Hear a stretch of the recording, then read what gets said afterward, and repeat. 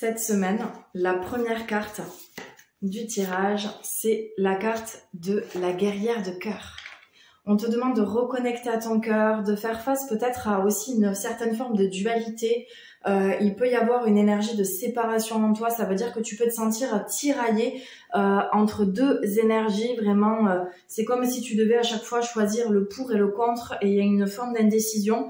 Alors qu'en fait, en écoutant ton cœur, eh bien, tu as la réponse.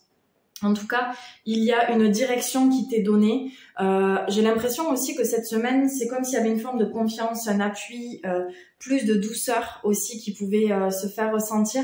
Et puis c'est, voilà, j'ai plus confiance en moi, j'arrive plus facilement à trouver les réponses et il y a une belle énergie qui se dégage de cette carte.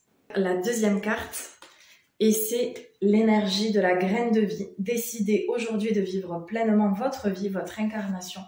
Donc il y a vraiment cette idée d'être maître de sa vie, de se mettre au centre aussi de toute chose. Tu es au centre de ta vie, tu es au centre de tes priorités, de tes décisions. Donc il est vraiment temps de prendre du temps pour toi, de t'écouter et d'être en accord en fait avec toi-même. Et toutes ces zones de désaccord, c'est comme si ça venait, c'était mis en exergue et que tu pouvais pas faire autrement en fait aujourd'hui que de vraiment voir d'être face à tes vérités en fait. Et tu as la volonté, aujourd'hui tu as la volonté, tu as les ressources pour vraiment prendre des décisions au plus juste de ce que tu veux réaliser. Et on va tirer la troisième et la dernière carte et c'est l'éveil maternel. Alors on tire souvent les mêmes cartes. L'éveil maternel, donc on est à nouveau connecté au cœur, il y a vraiment un élan de joie. Tout ce qui t'amène de la joie, qui est fluide, qui est facile en fait, c'est la bonne direction. Et il va falloir aller vers plus de fluidité justement.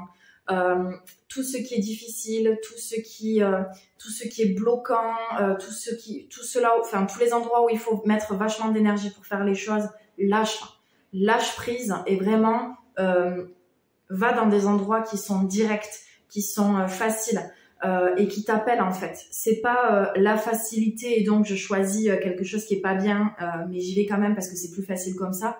Non, c'est pas, je dis pas choisir la facilité dans ce sens-là d'un point de vue de l'ego, mais c'est vraiment qu'est-ce qui m'appelle, qu'est-ce que j'ai envie de créer, qu'est-ce qui m'anime, où est-ce que je me sens vraiment vivant, vivante et à ma place en fait. Qu'est-ce qui me rend heureux et qu'est-ce qui me fait vibrer. Et puis on a l'énergie féminine ici et puis on a même l'énergie masculine de ce côté, donc il y a vraiment un équilibre entre les deux polarités aussi qui peut se faire. C'est, si je peux le ramener d'un point de vue physique et matériel, c'est le féminin, c'est mon intuition, c'est ma sagesse, c'est ma douceur, c'est ma spontanéité, ma vulnérabilité. Et puis, ma part masculine, ça va être la maîtrise de soi, la force, la puissance. Ça va être de mettre en action des choses en fait. Alors que le féminin, c'est plus d'accueillir. J'accueille ce que je ressens, ce que je suis, ce que j'ai envie de créer. Et le masculin, on est plus en vas-y wesh, on y va. On fonce là, voilà. On prend notre vie en main et puis on y va quoi. On passe à l'action. Donc c'est cet équilibre entre les deux. Ça peut être aussi un équilibre entre je passe à l'action et je fais des choses mais toujours à l'extérieur et je passe à l'action mais je vais poser des actions positives et bienveillantes pour moi-même. Je vais prendre du temps pour moi par exemple.